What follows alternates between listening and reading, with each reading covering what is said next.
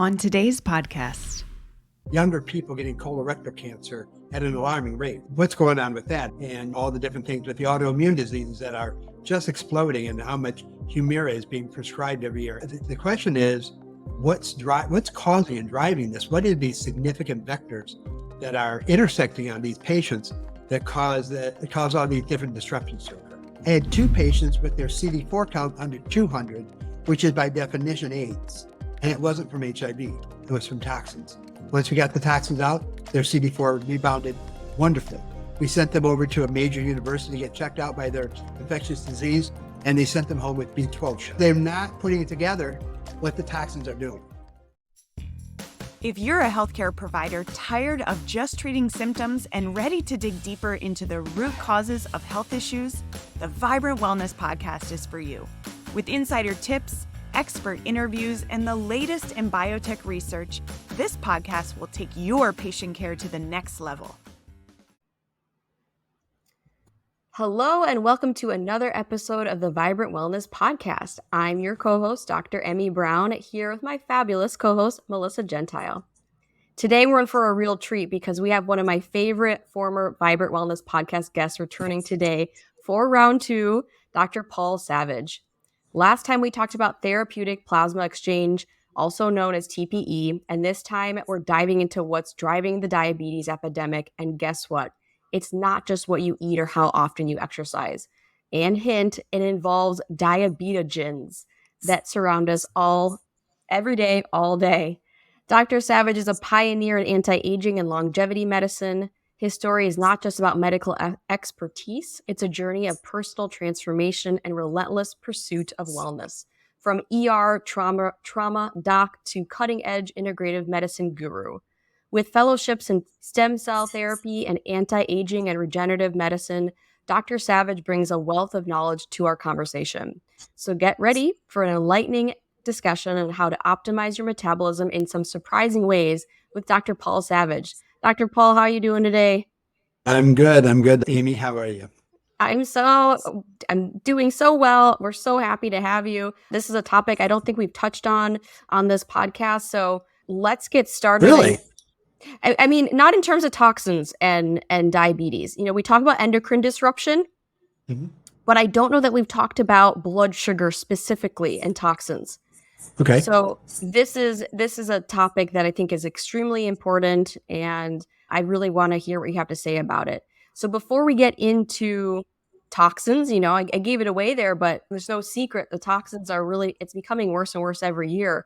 But what about type 2 diabetes? Is this getting worse? How dire is the type 2 diabetes epidemic? Well, it's a very specific question. We're going to come out a little bit to a 50,000-foot view. And if we're looking at obesity is still on the rise.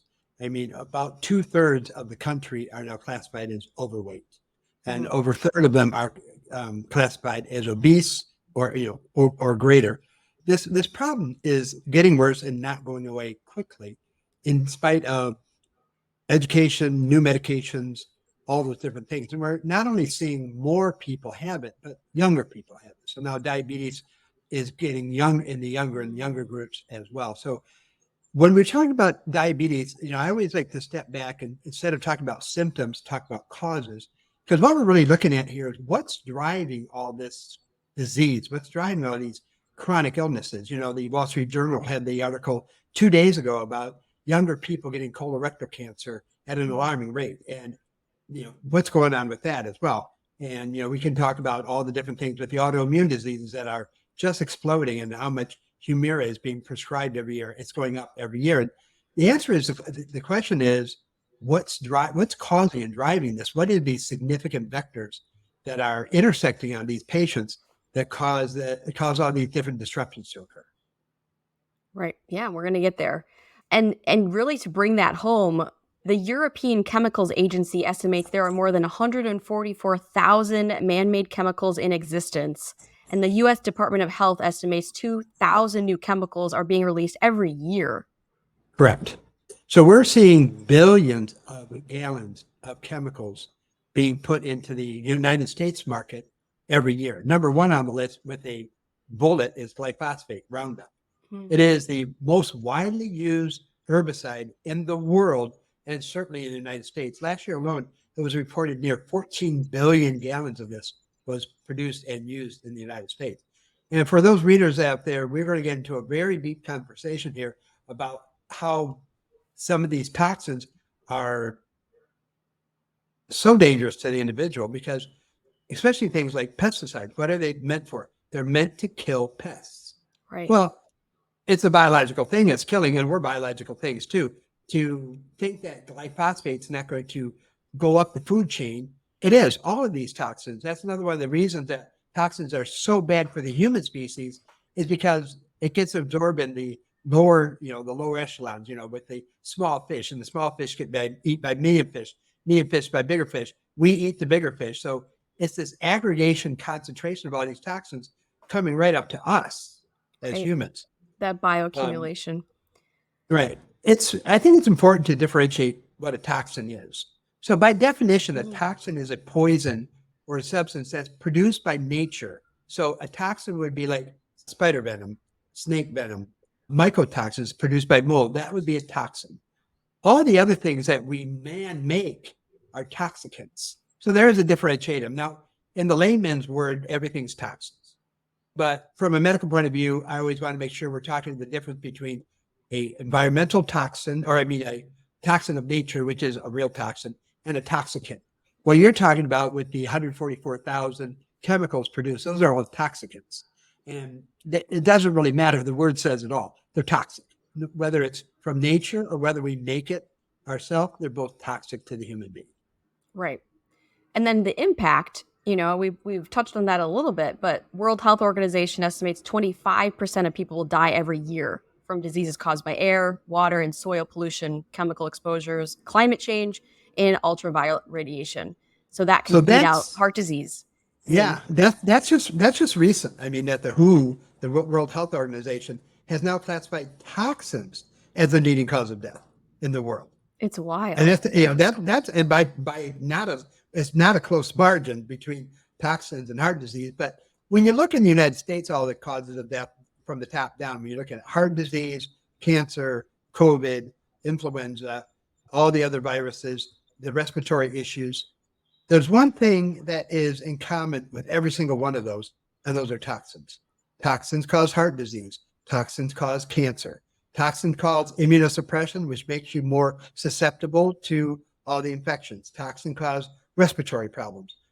You really need to kind of delve down into this. For those readers who weren't with us on our last podcast, my master's is in mathematics and statistics. So give me the numbers every day of the week. And I can make the argument, let's just pick one topic when we're talking about, as we said, obesity. For a long time, it's been out there that the reason we're fat is we eat the wrong things and we eat too much sugar. And they always quote the pounds per sugar per person per year as a factor. Okay, let's look into that. So that number of how much sugar consumption by an American started in 1820, when sugar was introduced to the grocery store. But before that, it wasn't a commodity. Between 1820 and 1920, it went up from a half a pound per person per year usage to 80 pounds of sugar per person per year in 100 years. But we saw no increase in diabetes. We saw no increase in obesity. We saw no increase in so many different toxic or chronic diseases. Then from 1920 to 1960, all right, we can even, but from that period of time, it went up to 88 pounds of sugar per person per year. Not that much more, but now in 1960, we start seeing an escalation of diabetes. And from 1960 to 2020, it went up another 4 bags or 4 pounds. So it's now up to about 92 pounds per person per year. Statistically, it's not the sugar. Because if it was the sugar, it would have been way back in the 1800s that obesity, diabetes, all these other things started to occur. So that's a very strong and compelling mathematical model that says sugar isn't what we should be worried about. Neither in the fact of obesity or for diabetes. We should be looking at, you said, the diabetogens, the things that are causing the diabetes. And it's not sugar. Sugar is just one of the innocent bystanders. Same way cholesterol isn't the problem in heart disease. It's oxidation, inflammation, acting on the cholesterol that makes it into a bad player.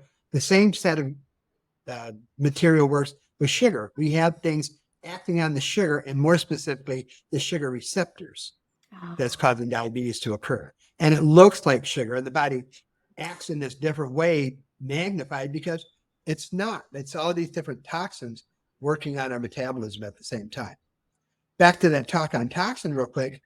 How serious are toxins? Toxins interfere with the human metabolism on every single level. It acts on the DNA. It destroys the DNA. It destroys the epigenetics. It interferes with the proteins, all these enzymes that are making this biochemistry work. The toxins inhibit all those from being made and from being used. You have toxins that are destroying cells, toxins that are destroying organs, toxins that look like hormones, and so they're acting like hormone disruptors. But worst of all, you have toxins taking out the detox system itself. So you just got these toxins destroying your way of getting rid of these. And any of the integrative doctors that I know who are out there watching, they know these people. They come in all the time. They're tired. They've been sick for a long time. They may be very thin. Their skin may be very frail, or they may be very obese, depending on what set of toxins they have in them. But the underlying story on these people is the same as when you start to do anything with these people, they crash. You start to get them exercise, they crash. You give them some new supplements to open up their detox pathway, they crash. And I mean, you know what I'm talking about. These people, you give them just a little bit, and nothing works. Everything throws them over the edge. Hypersensitive. Because at that point, they're so toxic, and their metabolism is so gunked up from all these toxins and all these various number of different toxins that just that little nudge throws them over the edge. For all the other clinicians out there, you know these patients. They come in to you saying, I had all these things happen to me in my life, but then this one time, this event happened and everything went downhill. That's that where we get past that 85 percentile.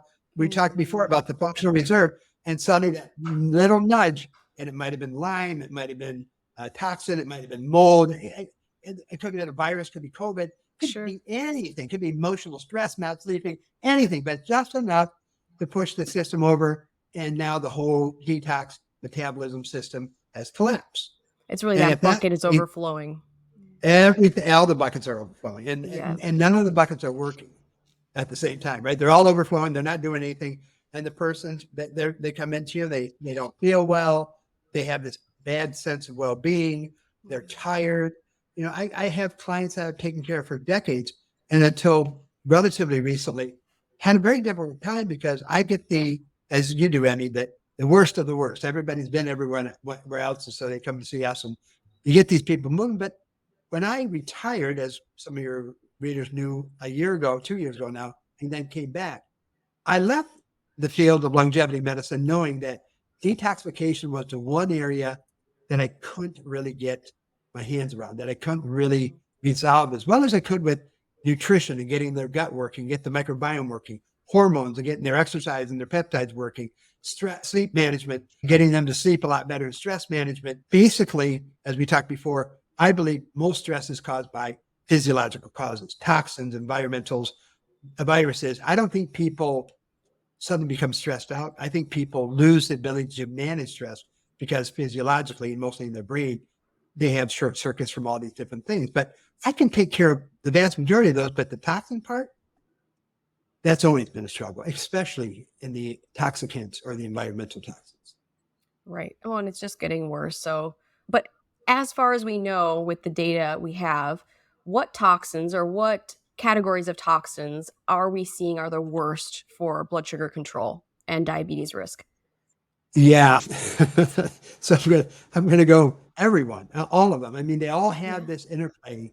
I kind of always think about toxins as like vitamins. You have your antioxidants, you have your anti-inflammatories, you have your B vitamins, which are the energizers. Yeah, you have your oils, which are the lubricant. They all have their little category, but the body needs all of them to work well. It's the same thing that works in the toxin environment. As a mathematician, as a statistician, I don't think of it as a single toxic problem with a patient. It's multi-toxins going on at the same time. So to name a toxin that is responsible for diabetes or a toxin it doesn't work that way. So one of the things that you said, and one of the things I'm going to share with the audience now is I've been using Vibrant America for a very, very long time. I think you guys have been in existence 70 years. I've been that long. 6 years ago, when I aggregated all my data on my patients, and I have thousands of patients, we had tons of clinics. What we saw at that time, 6 years ago, and that was 2017, is that of all the people we tested, we tested them their first time with the DMSA provocation. 80% of the people had at least one toxin. Yeah. And let's talk about this for a minute. By meaning they had one toxic, we're using the US reference ranges for toxicity and NHANES, which is much higher than any reasonable health and wellness guru or person would use. But for the fact of argument, I need to point out that's from looking at the NHANES value. So we had 80% of our patients had at least one toxin. On average, they had 6. Of those 6, one of them was in the 95% and higher range. Mm-hmm. 3 years later, 90% of people had toxins. And now it went from 6 to 8 on average. And of those 8, 2 were in the high probability. We went from 15% or 16% to now 25% in the high toxic range. And we've just compiled our data from this past year of 2023. And I'm sad to report we had nobody who was negative this year. Mm-hmm. And we did hundreds of patients. And these patients are my patients. They're longevity health patients. They typically come to see me for longevity and wellness. And they're typically the people who eat right, they exercise, they take their hormones, they just want to do more. So I'm looking at a very interesting subset of people that are typically relatively affluent and you would think would be at the lowest risk for toxicity. But they on average this year had 12. We went from 6 to 8 to 12. And if you don't know what that means, we're logarithmically going higher. Mm-hmm. So we predict in 3 more years will be nearly 20 per person, of which over half will be high toxicities. So that's really the problem that we're talking about here is the multi-types of toxins and how they interact. Similarly, in medicine, if you give somebody more than 3 medicines, you don't know how they're going to act together. We've never studied those things.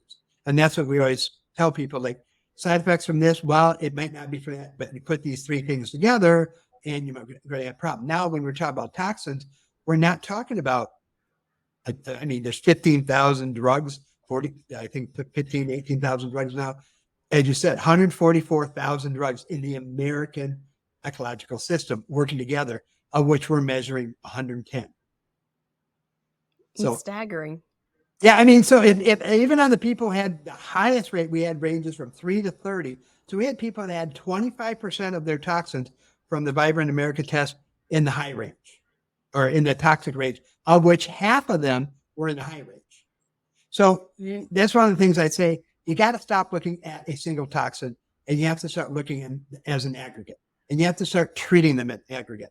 I promise you, if your patient has heavy metal, they also have mold, they also have environmental toxins. End of story.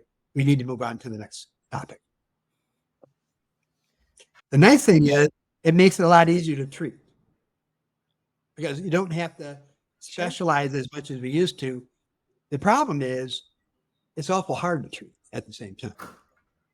Yeah, you mentioned how no one ever has just like kind of one toxin, like you were saying, how it's usually a combination of mold, pesticides, et cetera, metals, all of it combined. So what are kind of the telltale signs that you see or patterns that you're seeing in your patients that have a really high toxic burden overall? I know that's kind of can be a broad. No, but it's actually an easy question to answer, believe it or not. So we're going to go on the premise now because it's the fact, at least in our area of all of our client base that we checked in the Chicagoland area, that everybody had toxins. The minimum that was 3, the most was 30. So we're talking about everybody having toxins.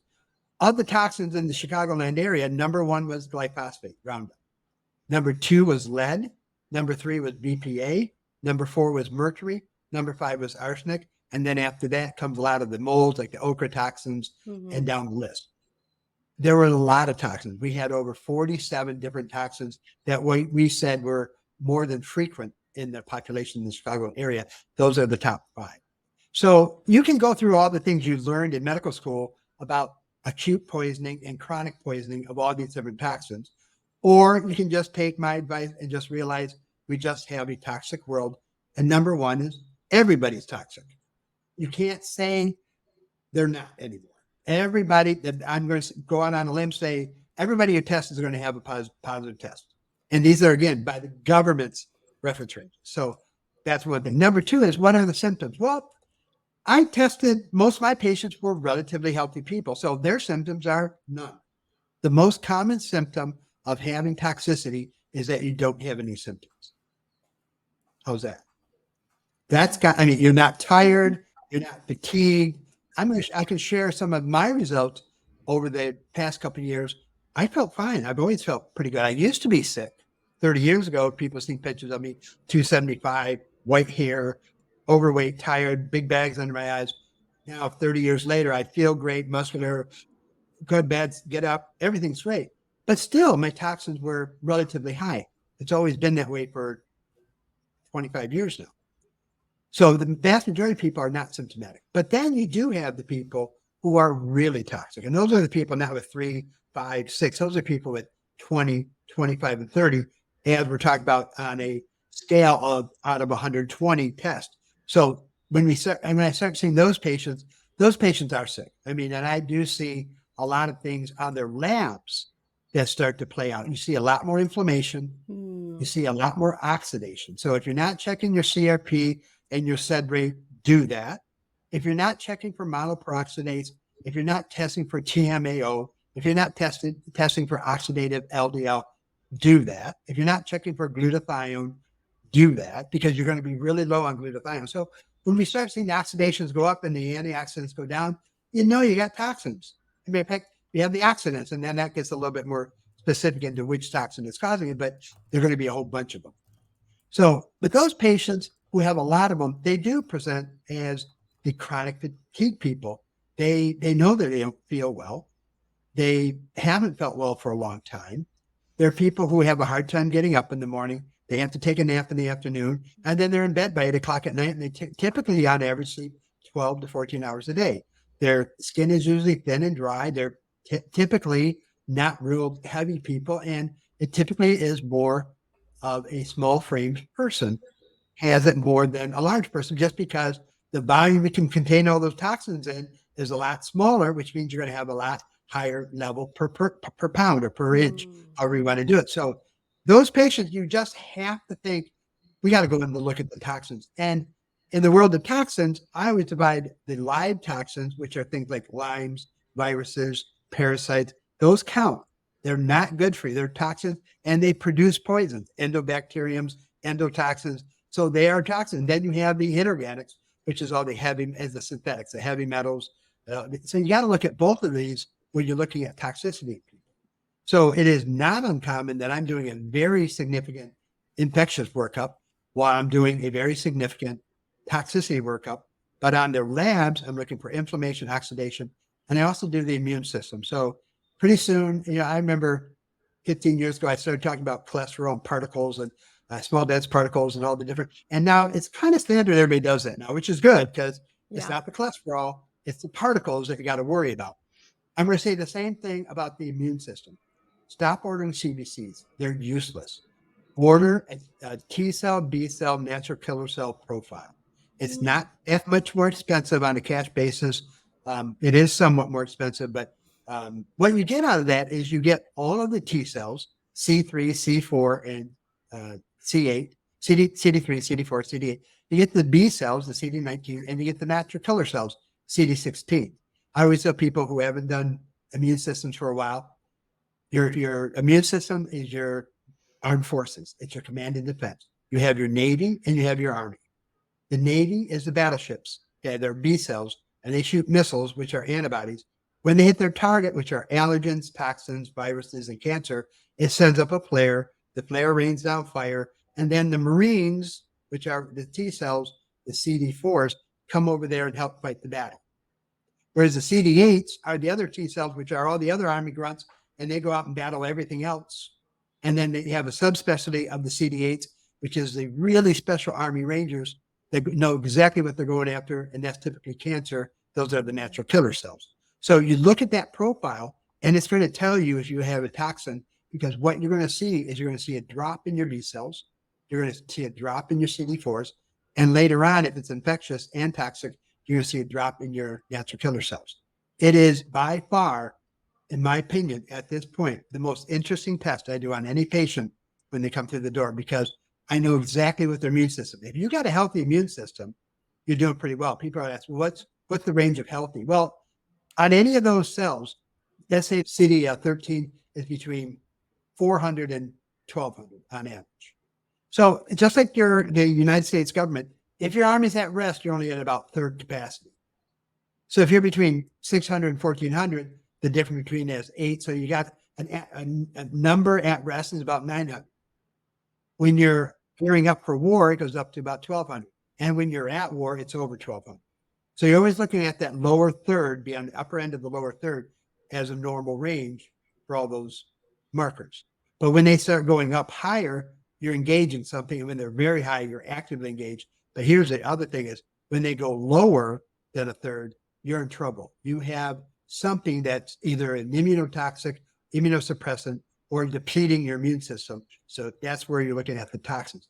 By far, the best correlation that we have on our numbers is between the CD19s, which are your B cells, and the number of toxins that you have in your system. That's news. You want to cheat or test, just order the CD19. I mean, it's going to tell you right then, because when, and how important are CD19s? Those are the B cells that fight off COVID, influenza, they fight off cancer. I mean, those are the ones that take out number 1, 2, 3, 4, and 5 of the top 10 deaths.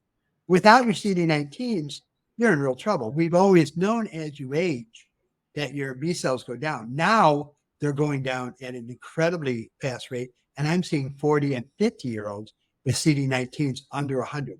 Matter of fact, this past year alone, I had 2 patients with their CD4 count under 200, which is by definition AIDS. And it wasn't from HIV. It was from toxins. Once we got the toxins out, their CD4 rebounded wonderfully. We sent them over to a major university to get checked out by their infectious disease, and they sent them home with B12 shots. And I'm just saying, because they're not putting it together what the toxins are doing.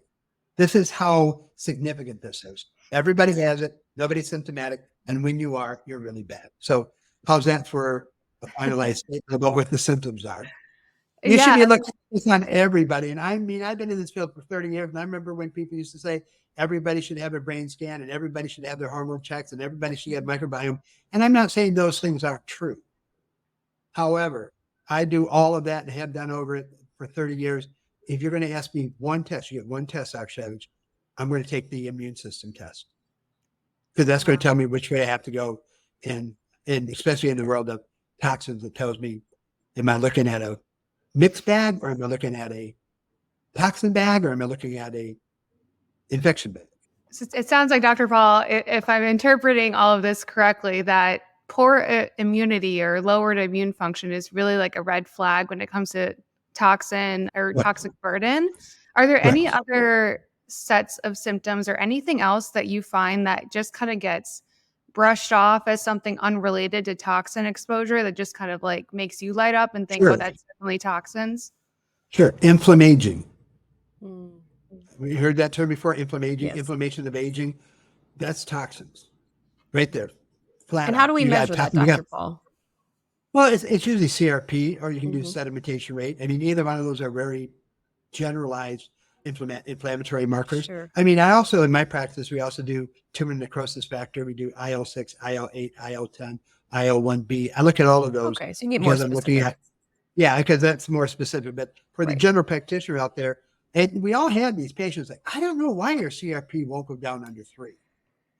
Toxin. Yeah. You got a toxin, either in a live one or an inorganic one, but you got a toxin going on. The other thing you're looking for, as I mentioned, is oxidation. The oxidized LDL, the MPO, very easy blood test to get. And when it's up there, that means you have a toxin in the system. A TMAO means you have a toxin in the gut. At least that's my general rules that I tell people about.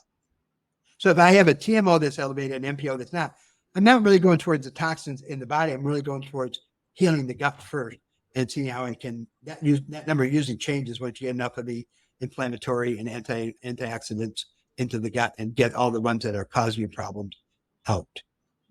Well, staying on the topic of testing, I do want to know your recommendations for retesting. And I'm sure that's probably going to be dependent on the treatment protocols and how long it takes to detox certain toxins, which we'll get into. But what are your general recommendations for retesting?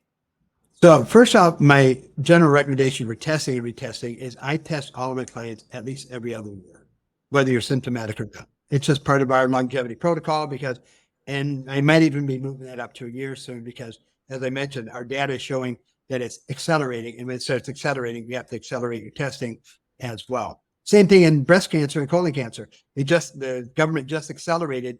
Women are now getting breast exams or mammograms at a much earlier age, starting at 40, and colonoscopies are now down to 45 because of all this increase in the cancer that we're seeing. So right now, for general overall health, every 2 years. For people who are actively in the process of my detoxification with them, every 6 months. And it's the whole panel.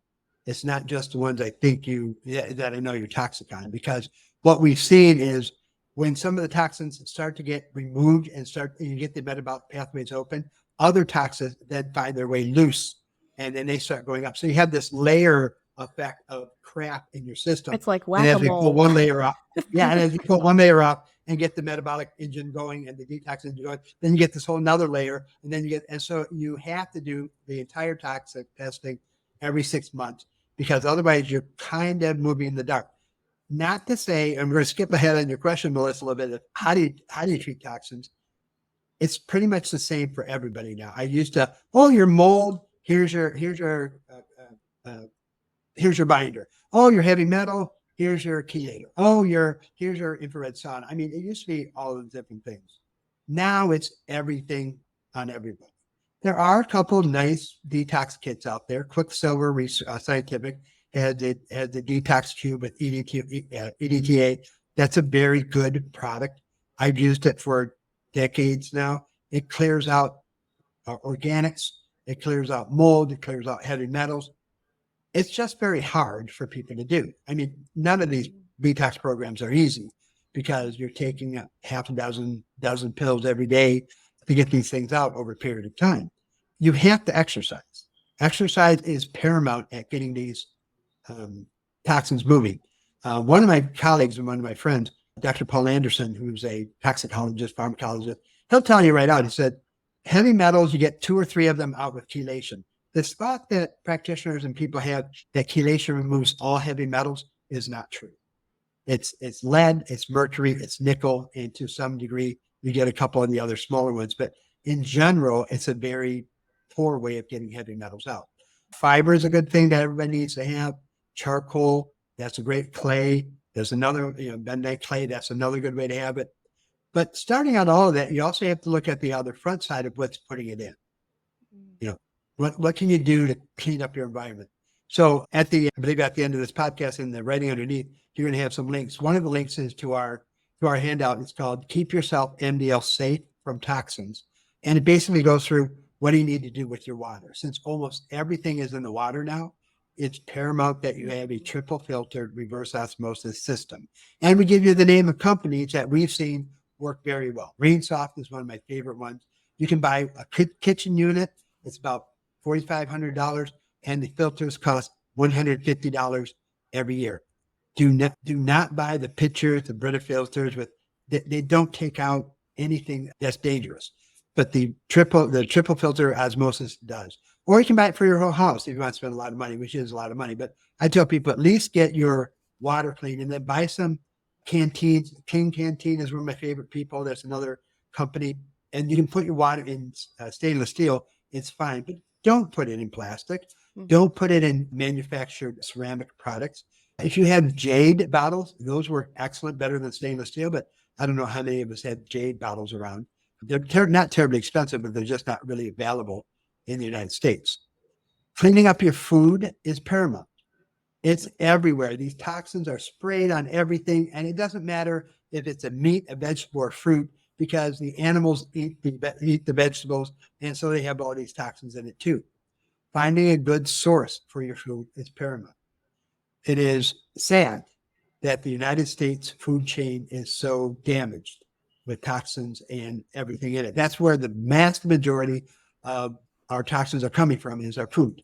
So if you're buying fruits and vegetables, if you can find organic, get them, but you must wash them for at least 3 minutes, preferably with a vegetable brush. You can make your own little one part vinegar, apple cider vinegar, 1 part water. You can spray it on the vegetables. That takes out the wax, and the wax is what's holding all the pesticides, herbicides, and all the toxins. So you have to clean out all your vegetables. If you can peel the vegetable, even better. Yes, that's a lot of nutrient fiber that's going down the drain, but it's better than getting the fibers in. Finally, underneath your sink, throw it all out. Find a natural source product. Go back to baking soda, vinegar, ammonia, bleach, and use those products. We know at least what they do and how it works on people. These other chemicals that you have under your sink, they have to go. Get yourself a good HEPA filter for your environment, because most of the toxins that are aerosolized, that are dangerous for humans, is in your house. It's not in the car. It's not on your highway. It's in the house. So, I mean, these are things that you have to do that I tell my patients. Don't detox if you're not going to make your environment safe. And Yeah. they can get the handout with all the different instructions on it, because they can also get the handout that's called Get Yourself MDL Clean of Toxins, which I go through all the different protocols that we use for all the different various areas that are generally available to everybody. They don't have to come to see me to do these things, because these are things that you can do with Ultra Binder, which is a really good charcoal product. You can do it with the EDTA liquid. You can do it with, there's a bunch of fiber products. There's a bunch of these things, thione, the different ways that it's all on that handout that tells people this is what you do to get these things out. I advise people to test before they start removing. So at least you know where on the scale you are. But does everybody need to detox? Well, according to our data, yes.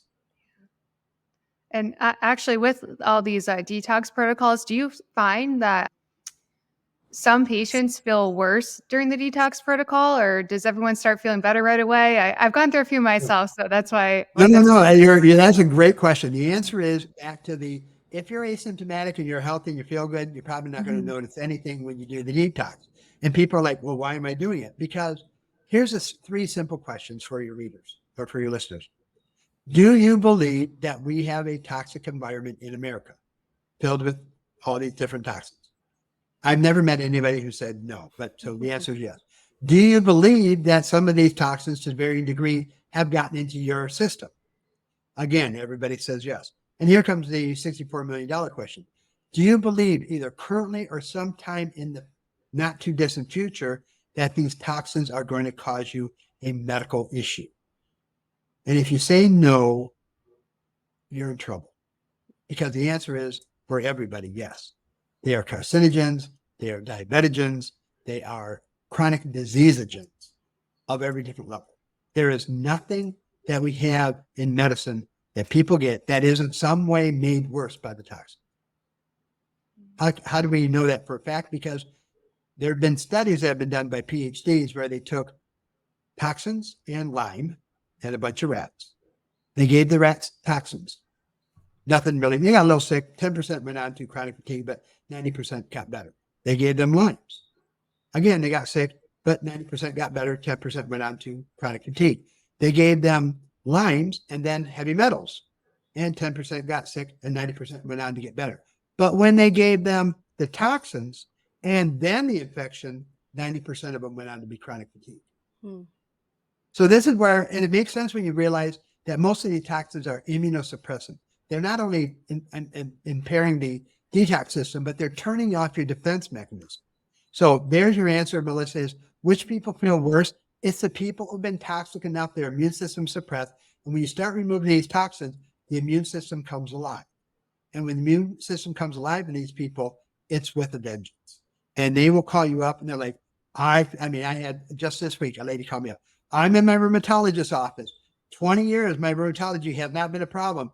My markers are up. I have a headache. All my bones hurt. I get it.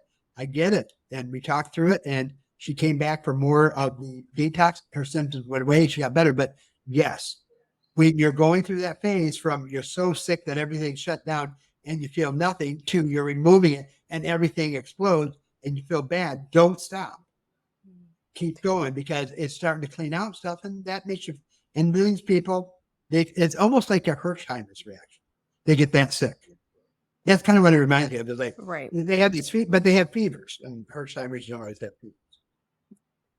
So, Dr. Paul, pulling on that thread a little bit, you teased a case study there. Can you tell us more about maybe that patient or another, and especially in terms of blood sugar control? I was Yeah. reading some of your material that you sent over to us, and glycated serum protein down 15% after TPE Yep. was cited Yeah. in there, and that's a chunk, that's Yeah. impressive. So, So, what can you tell us? And on the bright side, let's so wrap up with a case study. honestly, she is one of my favorite patients. She really is. She's been my patient for 20 years. And for 20 years, we tried to detox. So she walked in my office 20 years ago, and she sat down. She said, this is what she said: "I'm the most toxic person you'll ever meet." And that's what I was like, okay, what do you mean by that? She goes, I'm just toxic. I have all these toxins. I don't feel good, but I've had it my whole life. And she lived in a bad part of the country, and she not a big lady to begin with. And she was right. She was very toxic. And we did heavy metals way back 20 years ago. She had them all. I mean, like all of them. And we tried for 20 years. We put her through every detox possible. But again, it's one of those patients that every time you nudge her a little bit, she got really bad. And we were like, okay, back off. And then, it's from the previous podcast, plasma change came to the forefront, at least in my mind, when the study done by the Stanford PhDs showed that, wow, we did this plasma change, which is, by the way, like an oil change. We're taking out your plasma, putting in albumin, letting you make new plasma, and we do that 5-6 times. What we're doing is giving you an oil change. We're taking out all the toxic, inflamed, oxidized, bad stuff, and we're giving you just albumin to let you make your new baby fresh, non-inflamed, non-toxic, non-cancerous, non-pathogens, non-debris plasma. And we keep doing that time and time again. So it's just like this overall oil change on people.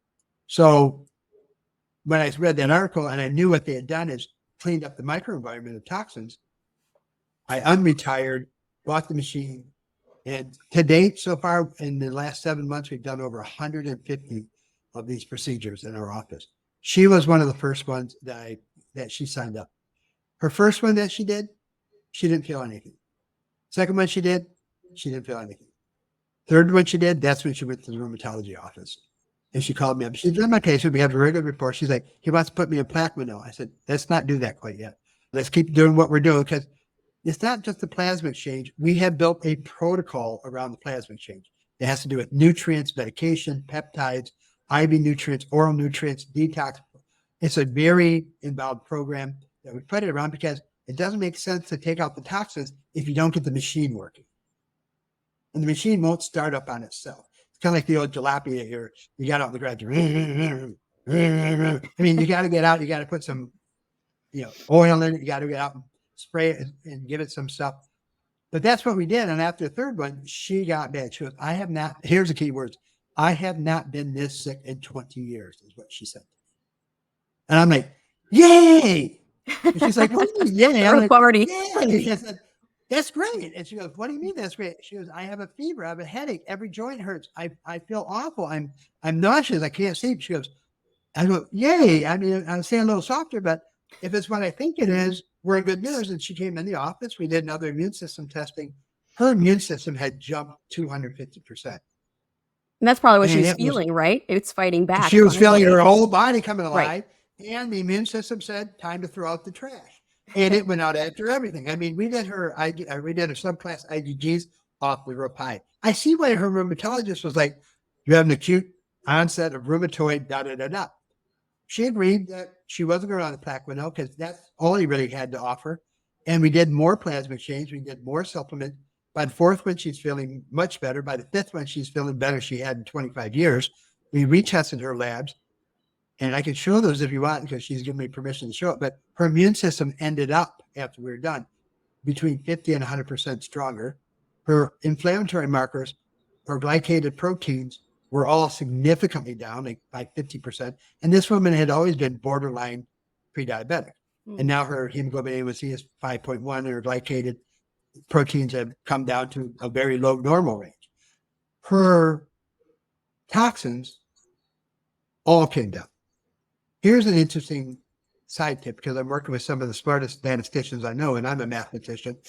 Every single test that was abnormal on the toxins on every single patient that we've done plasma exchange has gone down. Some between 10 and up to 100%. We're almost 100% on aluminum, which causes Alzheimer's. We're down 100% on nickel. We're down 100% on palladium. It seems to be down. We test them at 6 weeks. At 6 months, they're still down. So it seems to be what everybody said wasn't possible is that we've gotten it out. But she is doing so much better. And when you have all those toxins are going down, from a mathematical assumption you can make is if all of the toxins we tested went down, then all 144,000 toxins that are in the environment, they all went down too. You don't have to test for them to make the jump because it wasn't half of them. It wasn't three. It was 100% of the toxins went down. That's awesome. Yeah, I'm a big fan of plasma exchange. I'm not sure if do we have the ability for me to share the screen or not? I think you could share, but we haven't tried that before. So, I mean, whatever you want to throw out there. But maybe we'll crash the system.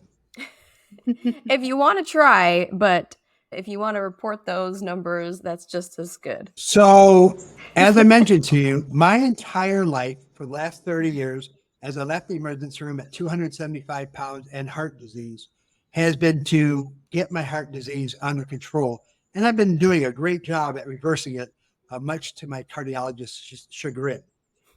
This is my heavy metal testing that I did prior to the plasma exchange. Mm-hmm. And this is after 3 plasma exchange. Wow. It's significant. And everybody can note there that I had a relatively normal range. And they still came down because those are NHANES ranges. And I don't think those are the range I want to be in. So this is what we're seeing with all the toxins. And we see all the inflammatory markers, oxidating markers. It's exactly in sync with what the Stanford people saw when they did the plasma exchange, except our levels are significantly more differential. And that's because of the program we put around it. I would say the only thing that's different between our data and their data is our session markers went up. So they said it went down, but we checked, we're using galactose. It's going up. And what we think is going on, because we're actually using a lot of detox supplements and things to get the immune system and the detox system working better, is we're seeing a higher amount of senescent cells because we're moving a lot of these toxins out. Mm-hmm. Probably much more than they were doing.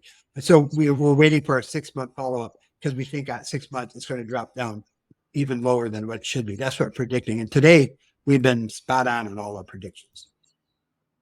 Wow. I'm sure our listeners are definitely going to want to learn more about the plasma exchange. So we'll definitely make sure to link your guidebook in the show notes so that the listeners can check that out as well. Well, Dr. Paul, this has been such an insightful conversation. We've covered so much from toxic burden, blood sugar regulation, and your unique approaches. But before we wrap up, I do want to ask you a few more rapid fire questions. I know we did the first episode. It's the time. Well, the first one I got for you, if you could only have one item with you on a deserted island, what would it be? A book. And what book? Favorite book? Oh, that's probably a real tough one. Boy, I'm a big reader, so as like asking me which my favorite author is, I'd have to say the Ill Earth trilogy by Stephen Donaldson. Can you give us a little bit about the plot line there? The plot line is a man who has leprosy, who is shunned by his whole community, and his wife divorces him and takes his child away from him, and he's a hermit up in his own world, and he's outside, he falls, he hits his head, and he ends up transported into this magical world called the Earth. And it's filled with magic and wonder. And the only thing that's really unknown about the whole thing in the Earth is the evil forces that are at bay and his white gold ring that causes destruction. That sounds like an enchanting one, especially maybe a good one to have on an island to relate to and escape from that situation. Last one, perfect Sunday afternoon plans. At the beach with my family, eating grilled food on the beach. Oh, lovely. With umbrellas. Because I try to stay away from the sunblock because of all the chemicals.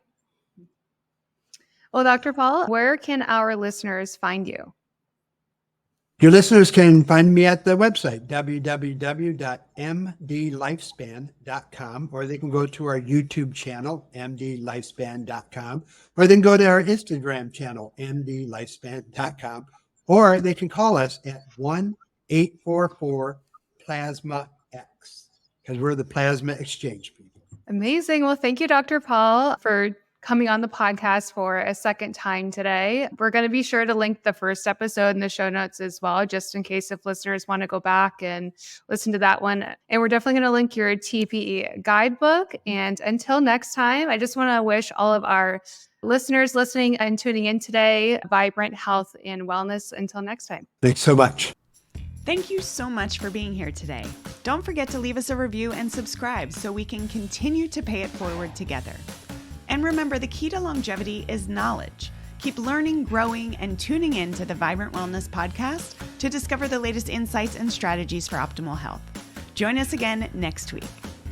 Just a reminder, this podcast is for educational and informational purposes and is not a substitute for professional medical advice, diagnosis, or treatment. The views expressed by guest and host are their own and do not necessarily reflect the official policy of Vibrant Wellness. As always, consult your healthcare provider before applying any recommendations that you heard here today.